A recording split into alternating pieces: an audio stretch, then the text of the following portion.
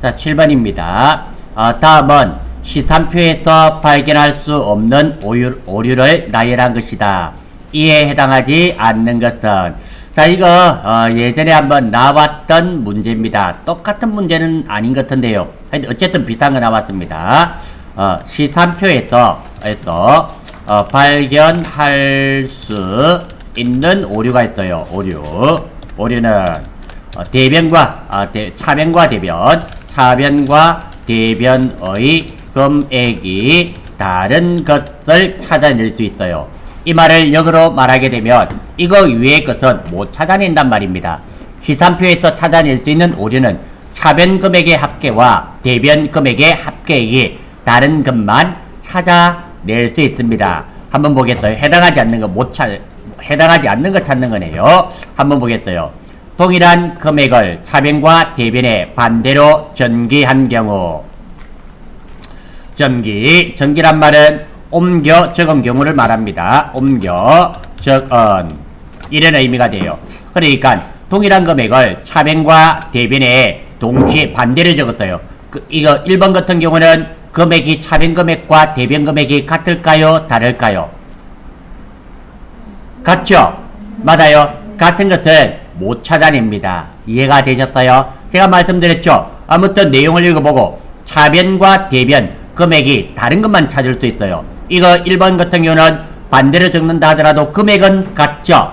차변 대변 자리만 바뀐 거지 돈이 바뀌는 것은 아니다. 맞나요? 2번 차변과 대변의 전기를 동시에 누락한 경우 차변과 대변 금액이 같을까요? 다를까요? 2번은 같죠?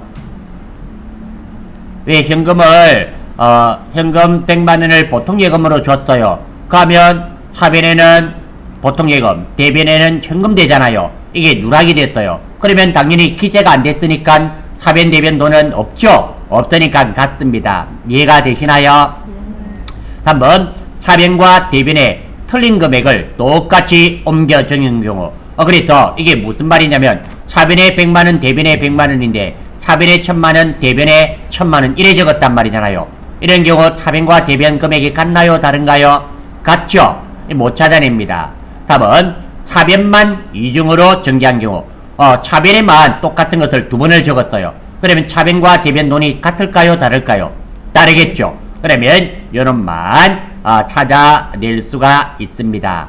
이해가 되시나요? 다시 한 번 더. 아무튼 시산표에서 발견할 수 있는 오류는 한 가지입니다. 차변 금액과 대변 금액이 달랐을 때 그때만 찾아내요. 그때만 찾아낼 수 있습니다. 그런데 1번, 2번, 3번은 다들 어때요? 차변과 대변 금액이 같게 나오죠? 같으니까 찾을 수 없어요.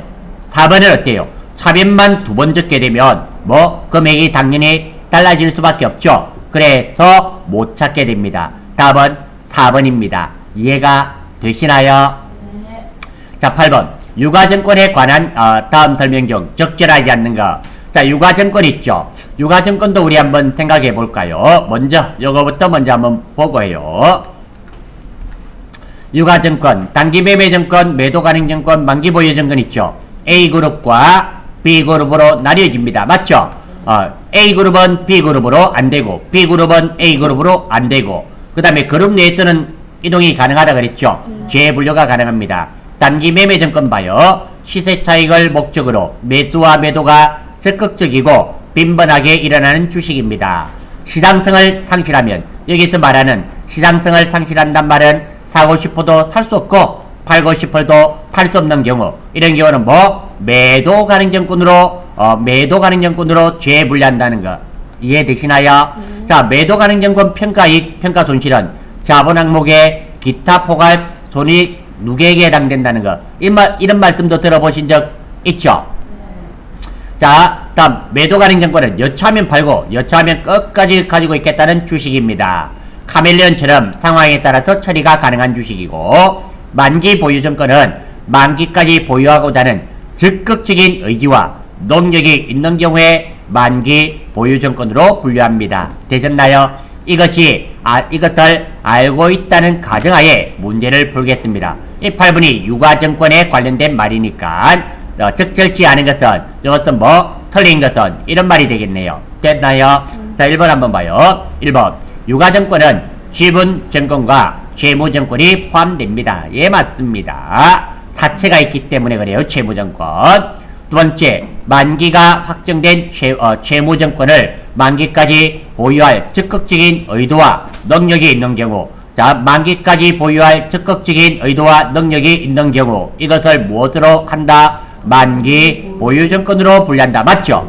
3번, 만기 보유증권으로 분류되지 아니한 채무증권은 매도 가능증권으로만 분류된다. 아니죠. 두 가지가 있잖아요. 매도 가능증권도 있지만 단기 매매증권도 있죠. 그러니까 유가증권은 크게는 셋으로 나눌 수 있습니다. 어떤 거? 단기 매매증권, 그리고 매도 가능증권, 만기 보유증권, 이렇게 세 가지가 있는데 이렇게 단기 매도 가능증권으로만 분류한 데서 틀렸어요. 됐나요? 4번, 즉 단기간 내에 매매 차익을 목적으로 취득한 유가증권으로서 매수와 매도가 적극적이고 빈번하게 이루어지는 것을 단기 매매증권으로 분류한다. 맞는 말입니다. 따라서 답은 3번입니다. 제가 언뜻 봤더니 우리가 1번부터 한번 볼까요? 1번부터 한번 봐가지고 1번은 안 했던 거네요. 안 했던 거고 2번 이거 우리 했던 거죠. 2번 이거 실기하면서 했던 겁니다. 3번도 한번 볼까요? 요것도 예전에 한번 나왔었어요. 제가 기억이 정확하게는 안 나네요. 분명히 우리 한번 했던 것 같습니다. 그리고 4번은 우리 자본에 관련된 거죠. 우리 회사 주식을 발행하게 되면 무조건 액면가 곱하기 발행 주식 수만큼 자본금이 증가된다 그랬죠. 그게 핵심적인 거고.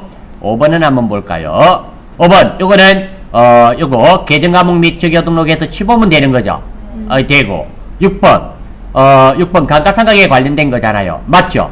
요거는 안 했던 거네요. 어쨌든 감가상각에 관련됐는데 이거 유사한 문제는 풀어본 적이 없습니다.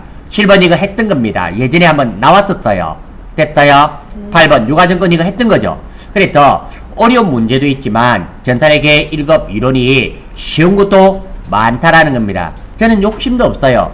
15개 중에서 7개만 확실하게 맞춰주라. 7개는 안 어렵습니다. 조금만 공부하시면 맞출 수 있어요. 어려운 거는 맞으면 고맙고 틀리면 어쩔 수 없습니다. 찍으셔도 돼요. 그렇게 하시면 됩니다. 15개를 다 맞추려면 참 힘이 들지만 이게 한 7개 정도 맞추는 거는 조금만 노력하시면 어렵지 않습니다. 너무 부담 갖지 마시고 천천히 한번 해보실 수 있도록 하세요. 됐나요? 자, 9번 한번 보겠습니다. G, 상도는 평균법이네요. 평균법에 의하여 종합원가를 계산하며 재료는 공정 초기에 전량 투입되고 가공비는 공정 중 고르게 투입된다. 다음 자료를 이용하여 재료비와 가공비의 완성품 환산량을 구하면 요거 평균법 지난번에도 한번 나왔던 것 같습니다. 됐나요? 자, 먼저 그게죠. 재료비죠. 재료비 보겠습니다. 재료비 구하는 공식이 있었죠. 재료비 구하는 공식입니다. 요거는 단기 완성품 수량 있죠. 완성품 수량 더하기 기말 제공품 수죠. 기말 제공품 수량입니다. 이렇게 되고, 그리고 가공비입니다. 가공비는 비슷해요. 가공비는 완성품 수량 더하기 기말 제공품 수량 곱하기 %, 이렇게 됩니다. 됐나요? 자, 그러면 여기에 맞춰서 한번 해봐요. 자, 먼저 재료비네요. 완성품 수량이 몇 개입니까? 쭉 보니까 완성품 수량이 몇 개? 3,000개. 맞나요? 맞죠? 더하기, 자, 기말 제공품 수량이 여기 나와있죠? 몇 개? 1,000개. 이렇게 되네요. 1,000개. 이렇게 되니까 요놈은 몇 개가 된다? 요놈은 4,000개가 되네요. 맞죠? 자, 다음 요것도 한번 볼까요? 가공비도 완성품 수량입니다. 3,000개 플러스 기말 제공품 수량이 몇 개? 1,000개 곱하기 몇 %입니까? 여기 완성도가 50%죠? 맞아요? 50%. 그러니까 50%는 0.5죠? 하면은 여러분 3,500개가 되겠네요. 됐어요? 자, 따라서 답은 몇 번? 4번. 이렇게 되겠습니다. 자, 이것도 처음 보시는 거지만 작업 푼 문제 중에 평균법, 완성품 환산량의 평균법으로 재료비와 가공비 구하는 것, 이런 문제가 딱 한 문제 나왔습니다. 저하고 푼 문제 중에 똑같은 문제 하나 있었어요. 물론 이 숫자는 조금 달랐을 겁니다. 달랐지만 어쨌든 이 공식에 의해서 푸는 게 딱 한 문제 있었습니다. 자, 이거 간혹 출제됩니다. 간혹 출제되는 공식이니까 알아주시면 참 고맙겠고, 뭐 모르시면 뭐 어쩔 수 없죠. 찍어야죠. 찍으실 수 있도록 하고. 제가 찍을 때는 몇 번 찍으랬어요? 3번, 4번. 요거는 4번 찍으세요. 다 3번 찍고 요것만 4번 찍으세요. 자, 10번. 다음 중 제조 과정에서 원가의 추적 가능성에 따라 분류한 것은, 자, 추적 가능성 여기 있네요. 원가 요것도 했던 겁니다. 자, 한번 봐요. 자, 한번 봐요. 직접비, 직접적 원가의 3요소부터 한번 더 보겠습니다. 자, 원가의 3요소, 직접 재료비, 직접 노무비, 제조 간접비를 원가의 3요소라 그러죠. 이 중에서 직접 재료비와 직접 노무비를 뭐 기본 원가, 그리고 직접 노무비와 제조 간접비를 가공비라 그럽니다.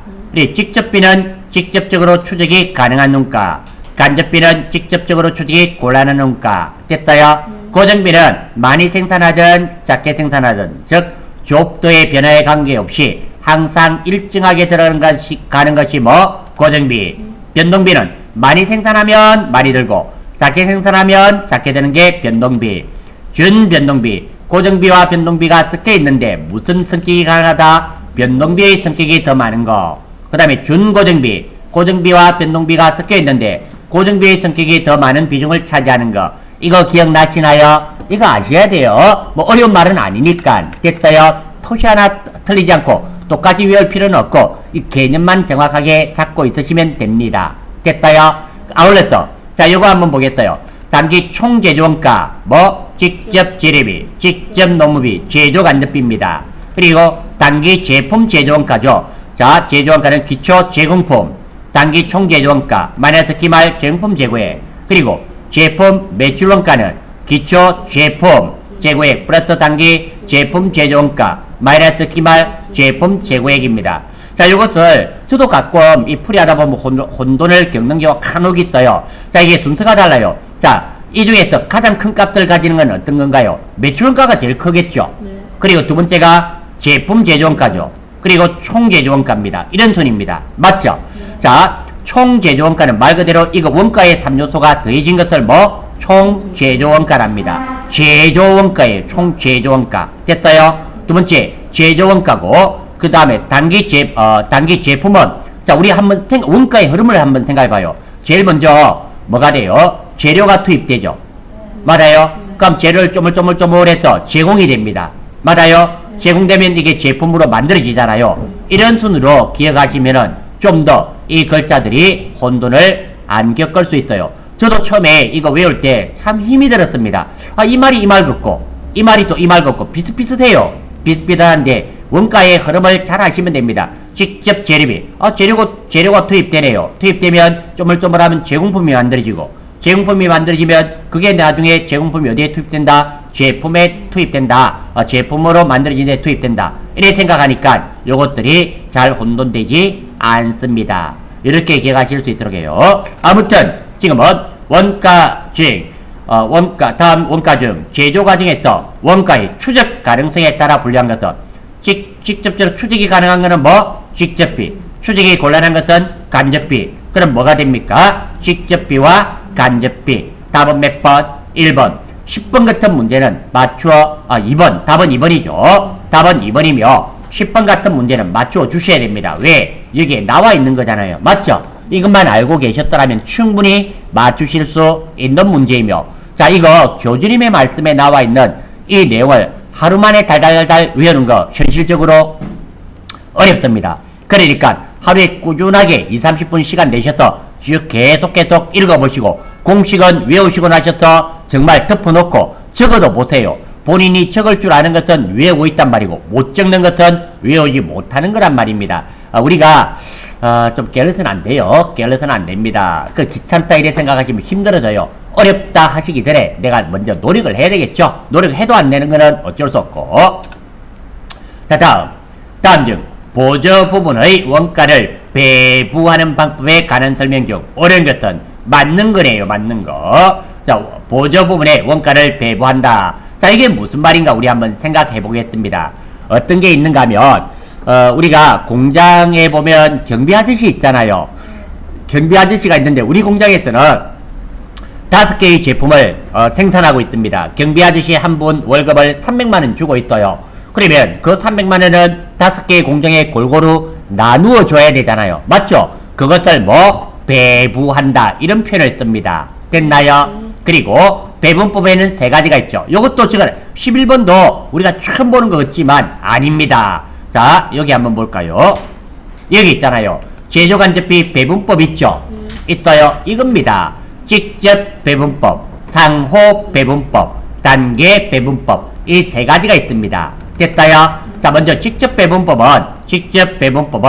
용역 간의 관계를 무시하고 n분의 1로 쪼개버리는 방법입니다. 그러니까 임금을 공장 수혜 아저씨 임금을 300만원 주고 있어요. 그런데 공장이 3개의 제품을 만듭니다. 그러면 3 나누기 300 이래버려서 얼마? 한 공정당 얼마씩 배분하겠다? 100만원씩 무조건 100만원씩 배분하는 게 뭐? 직접 배분법입니다. 되셨어요? 그러니까 경비 아저씨가 A라는 공장, B라는 공장, C라는 공장 3개를 하는데 급여가 임금이 300만원입니다. 그러면 300만원이니까 공장이 3개니까 300만원 나누기 3 해서 100만원씩 다 쪼개버리는 거 뭐? 직접 배분법. 됐어요? 따라서 배분하는 방법이 간단합니다. 간단한 대신에 단점으로는 정확하지 않아요. 왜? 경비 아저씨가 A라는 공장에 많이 가고 B, C는 좀 작게 가는 경우 있죠. 그런 경우는 A라는 공장에 좀 더 많이 배분해야 되잖아요. 이해가 잘 안 되나요? 보세요. 우리가 밥 먹으러 왔는데 밥을 많이 먹는 사람도 있고 작게 먹는 사람도 있잖아요. 맞죠? 직접 배분법은 밥 한 그릇씩 다 똑같이 줘버리는 겁니다. 직접 배분법. 이해가 되셨어요? 상호 배분법은 안 그래요. 밥 많이 먹는 사람한테는 2그릇, 작게 먹는 사람한테는 반 그릇 이렇게 배분하는 게 뭐? 상호 배분법. 똑같은 말이에요. 되셨어요? 그러니까 용역 간의 관계를 완전히 고려하여 배분하는 방법 뭐? 상호 배분법. 밥 많이 먹는 사람한테는 2그릇, 3그릇, 작게 먹는 사람한테는 반 그릇 하는 게 뭐? 상호 배분법. 직접 배분법은 한 그릇씩 다 줘버리는 거. 됐죠? 자, 배분하는 방법이 복잡합니다. 네 밥 얼마나 먹는데 이렇게 계산해야 되잖아요. 맞죠? 두 번째, 원가 대신에 원가가 정확하게 구해집니다. 이 말은 뭐? 밥 남기는 게 없단 말입니다. 모자라는 것도 거의 없다라는 거예요. 되셨어요? 단계 배분법은 중용입니다. 일부분은 직접 배분법, 일부분은 상호 배분법을 쓰는 게 단계 배분법이에요. 일정 부분은 상호 배분법을, 일정 부분은 직접 배분법을 이용해서 배분하는 방법입니다. 상호 배분법과 직접 배분법 중간 정도가 뭐? 단계 배분법입니다. 되셨나요? 이거 전산 세무에도 나와요. 쉬운 문제입니다. 요것만 아시면 돼요. 보겠어요. 직접 배분법은 보조 부분의 자가 용역을 고려한다. 고려해요, 안 해요? 직접 배분법은 고려하고 했습니까? 무시했습니까? 뭐 직접 배분법은 n분의 1로 쪼개는 거잖아요. 고려하지 않습니다. 1번 틀렸습니다. 됐나요?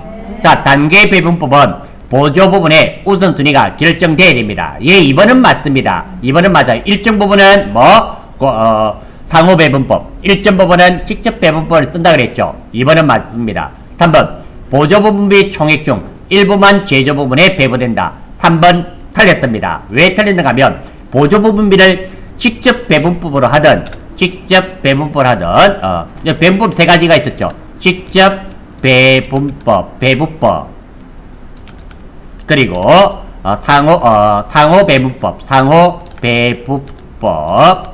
그리고 단계 배분법으로 하든지 어떤 방법으로 어떤 방법으로 배부하든지 총액에는 변화가 없다. 총액에는 변화가 없어요. 그렇게 수의 아저씨, 경비 아저씨 월급이 300만원입니다. 그걸 직접 배분법을 하든 단계 배분법을 하든 상호 배분법을 하든 수의 아저씨 임금이 바뀌나요? 안 바뀌나요? 안 바뀌어요. 맞죠? 다시 한 번 더.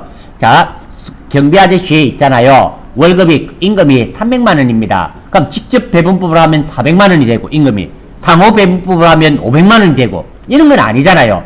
임금은 이미 결정 나 있잖아요. 그거를 나눌 때 어떻게 나누어주는 방법이, 이게 보조 부분의 원가를 배분하는 방법이다. 이런 말이 됩니다. 이해가 되셨나요? 준 거는 이미 결정 났어. 준 300만 원 결정 났고, 그거를 어떻게 A 공정에 얼마나 나눠주고 B 공정에 얼마나 나눠주고 이거 나누는 거지. 이 방법 나누는 방법에 따라서 경비 아저씨 월급이 달라진다 이런 건 아닙니다. 그래서 자 한번 봐요. 보조 부분 총액 중 일부만 제조 부분에 배부되는 것이 아니라 뭐 전체를 다 배부하게 됩니다. 그래서 답은 3번입니다. 되셨나요? 4번 상호 배분법은 보조 부분 간 용역 간의 관계를 고려하지 않는다 이래 돼 있네요. 이게 고려하는 거죠. 맞아요. 고려하게 됩니다. 어이 뭐야 이거. 2번이 답입니다. 2번이 답이죠. 그래. 요거 틀렸잖아요. 맞죠? 깜짝 놀랐어요. 이게 보세요. 보조분비 총액 중 일부만 배분하는 것이 아니라 전체를 다 배분합니다. 총액은 그래서 변화가 없어요. 그래 상호 배분법은 이 틀렸죠. 용역 간의 관계를 완전히 고려한다 그랬잖아요. 이해가 되시나요? 아무튼 11번 문제는 교수님의 말씀 27병에 대해서 이해를 하시면 충분히 맞출 수 있는 문제고, 혹시 모르셨다면 오늘 이 시간을 통해서 아시면 됩니다. 알아주시고 이게 계속 나와요. 이런 문제를 놓치면 안 돼요. 10번, 11번 좋아요. 9번 같은 문제는 놓쳐도 됐어요. 그거 찍으면 됩니다. 하지만 10번이나 뭐 11번 이런 문제는 절대로 놓치면 안 되는 문제다 이런 거예요. 되셨나요? 이런 거 말로 관계되니까 충분히 여러분들 맞출 수 있습니다. 자 12번 한번 봐요. 다음 제공품 계정에 대한 설명이다. 관련에 맞는 것은, 자 이것도 우리가 한번 볼 수 있도록 하겠어요. 나와 있는 거 기말 제공품 재고액이 기초 제공품 재고액보다 크면 단기 총 제조 비용이 단기 제품 제조 원가보다 뭐 어떻다 이래 돼 있잖아요. 크다 작다. 이게 뭔 말인가 모르겠잖아요. 그러면 이거 생각해봐요. 기말 제공품 재고액, 기초 제공품 재고액, 그리고 단기 총 제조 비용, 단기 제품 제조 원가. 이거 어디서 많이 공식에 나오는 말이죠. 이게 어떤 공식에 나오는가요? 단기 제품 제조 원가죠. 맞아요? 한번 적어볼게요. 단기 제품 제조 원가 공식 있죠. 넌 뭐 기초 제공품 재고액, 재고액은 빼겠습니다. 안 적어도 되겠죠. 플러스 뭐 단기 총 제조 비용, 단기 총 제조 비용 맞나요? 마이너스 기말 제공품 이런 거 있었잖아요. 이 공식 기억나시나요? 예, 공식이 기억납니다. 자, 그러면 우리가 한번 적어볼게요. 자, 여기다가 한번 여기에 맞춰서 적어보겠습니다. 자, 이 12번 문제는 말로 관계되어 있지만 사실은 어떤 거다? 우리가 여기에 보시면 공식 외워달라는 거 있잖아요.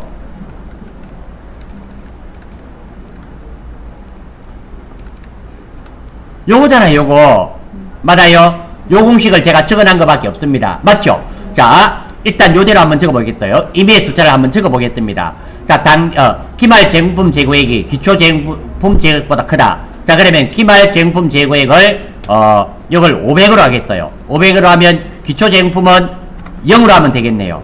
맞아요? 맞다. 이 말이잖아요. 기말 제공품 재고액이 기초 제공품 재고액보다 크다잖아요. 맞죠? 단기 총 제조 비용이 단기 제품 제조 원가보다 이렇게 돼 있네요. 자, 단기 총 제조 비용 있죠? 있어요. 요거를 2000으로 한번 해볼게요. 2000. 할 수 있겠죠? 임의 숫자를 넣었어요. 자, 그러면 요거의 단기 제품 제조 원가가 얼마가 됩니까? 1500이죠? 맞나요? 이렇게 적을 수 있어요. 자, 그러면 자, 한번 보겠습니다. 이게 맞춰서 한번 봐요. 자, 지금 딱 맞죠? 자, 기말 제공품 재고액이 기초 제공품 재고액보다 크다면 기초 제공품은 0으로 치고 그럼 기말은 500. 이 말이 맞아 떨어졌죠? 그 다음 단기 총 제조 비용은 2000이라 쳤어요. 그럼 단기 제품 제조 원가는 얼마입니까? 1500이잖아요. 맞아요? 자, 이렇게 됐습니다. 그러면 단기 총 제조 비용 요것이 단기 제품 제조 원가보다 커요 작아요? 이거보다. 다시 한번 지금 관계 있는 것이 뭐? 요놈이죠. 요놈과 뭐? 요놈이 관계 있죠. 요거 이해되시나요? 자, 어렵다 생각하지 마시고 공식은 바로 요놈입니다. 요놈이 요 공식이 그대로 이용되고 이 숫자들은 뭐 제가 임의로 적었어요. 이 말에 맞게끔. 맞아요? 그러면 한번 봐요. 단기 총제조 비용이. 단기 총제조 비용은 얼마입니까? 요게 얼마예요, 지금? 제가 공식 적어놓은 대로 한다면 요게 2,000이죠? 네. 2,000. 맞아요? 네. 자, 2,000이 되고. 그럼 단기 제품 제조원가는 얼마입니까? 1,500. 맞아요? 네. 자, 커요, 작아요? 2,000이 1,500보다 크다, 작다, 같다? 커요. 크잖아. 답은 몇 번? 1번입니다. 이해가 되시나요? 자, 이 문제가 말이 어려워 보이지만 실제로는 어렵지 않다라는 거예요. 이 문제의 핵심은 뭐? 이 공식을 알고 있고 대입을 할 줄 아는지를 물어본 문제입니다. 이해가 되시나요? 실제가 그렇죠? 실제가 그렇습니다. 기말 제품 재고액, 기초 제품 재고액, 단기 총제조 비용, 단기 제품 제조원가 노는 공식은 이거밖에 없다. 맞나요? 이 말에 따라서 기말이 기초보다 크다 그랬잖아요. 그래서 기말을 500 적었으니까 기초는 요거보다 작으면 되잖아요. 0 적었어요. 나머지 단기 총제조 비용은 없으니까 제가 임의로 적었습니다. 그러면 2,000에서 500을 뺐더니 1,500이 나오잖아요. 그 단기 총제조 비용이, 단기 총제조 비용 2,000이 뭐 단기 제품 제조원가보다, 단기 제품 제조원가 1,500보다 크잖아요. 답은 1번. 이렇게 찾는 겁니다. 이거 찾으실 수 있겠나요? 알고 봤더니 이게 우리가 크다 작다 이걸 달달달달 외워서는 힘들다라는 거예요. 공식만 알고 있었더라면 이거 다 풀 수 있는 그런 문제가 됩니다. 되셨어요? 네. 자, 다음 13번 한번 봐요. 자, 다음 중 부가가치세법상 재화 공급의, 재화를 공급이란 말은 뭐? 팔았던 겁니다. 파는 거. 특례에 대한 간질 공급으로 볼 수 없는 것은, 자, 여기에 간질 공급이란 말 나중에도 나와요. 알아주셔야 됩니다. 간질 공급. 자, 간질 공급. 간질 공급은 팔았다 치고 이렇게 팔았다 치고. 왜 이름을 이게 우리 친구하고 이야기하다 보니까 그 사람 뭐 중요한 이야기인데 그 사람 이름 뭐더라 잘 기억이 안 나. 이름 뭐더라 니 그거 모르나 막 이런 이야기를 하는 경우가 있어요. 됐다 그 사람 이따 치고 이야기해봐라 이런 경우 있잖아요. 그거 간주 공급 팔았다 치고 무슨 말인가 이해가 되시나요? 그런 거 했다 치고 팔았다 치고 볼 수 없는 것은, 자, 간주 공급 팔았다 개인적인 공급 맞습니다. 두 번째, 자기의 과세 사업과 관련하여 취득한 재화를 면세 사업으로 사용하는 경우, 그래 배 없이 잔존하는 재화 양도 이래 돼 있네요. 자, 일단 한번 보겠습니다. 팔았다 치고 하는 거 개인적인 공급. 이거 내가 친구한테 우리 회사 제품을 친구한테 선물 줘야 돼요. 선물 줬어요. 선물 줄 수 있죠? 네. 그렇죠. 선물도 줄 수 있죠? 네. 줄 수 있습니다. 자, 내가 친구한테 우리 회사 제품을 선물을 줬어요. 그럼 친구한테 부가세 받았을까요? 안 받았을까요? 안 받았죠? 안 받았어요. 그렇다 하더라도 그 부가세는 내야 된다, 말아야 된다? 내야 됩니다. 팔아서 치고 부가세 내란 말입니다. 이해가 되시나요? 네. 그런 말이에요. 그래서 이름들 경품 같은 거, 왜 요즘 보니까 경품에 차 같은 것도 막 경품으로 내걸더라고. 3천만원짜리. 맞아요?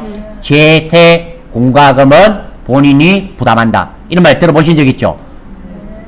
왜 세금은 네가 내란 말입니다. 맞죠? 차 하나 3천만원짜리 당첨이 됐습니다. 하지만 부가세라든지 이런 세금은 수익자 부담입니다. 이해가 되셨어요? 그래, 샀다 치고 부가세는 내라. 이런 말입니다.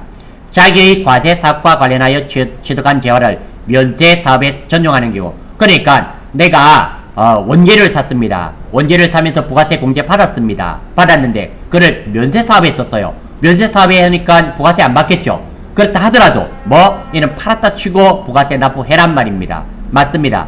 폐업시 잔존재화. 이거 말은 들어봤죠?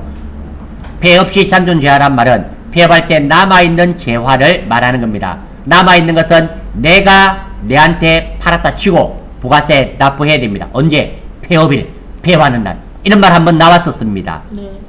못 들었으면 지금 아세요. 자, 다시 한번 더. 폐업시 잔존재화는 폐업일에, 폐업하는 날 내가 내한테 팔았다 치고 부가세는 납부해야 됩니다. 되셨어요? 자, 4번.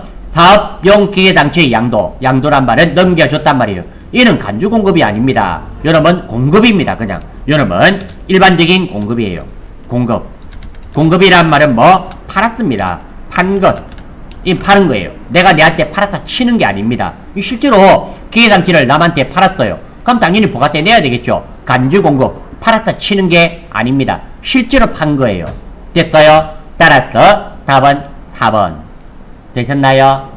자, 요 중에서 지금 13번에서 중요한 말은 사실 두 가지입니다. 첫 번째, 간주공급이란 뜻을 아셔야 돼요. 요거 나중에 세무할 때도 나옵니다.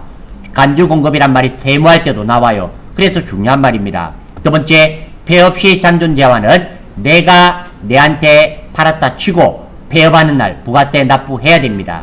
됐나요? 요 말. 14번. 다음 중 부가가치세법상 세금계산서 발급 의무가 면제되는 경우에 해당하지 않는 것은 택시 타면서 세금계산서 받아봤어요? 받아본 적 없죠? 예, 이거 면제됩니다. 그 다음에 노점 이런 거 노점한테 이름을 세금계산서 받아본 적 있어요? 없죠? 예, 면제됩니다.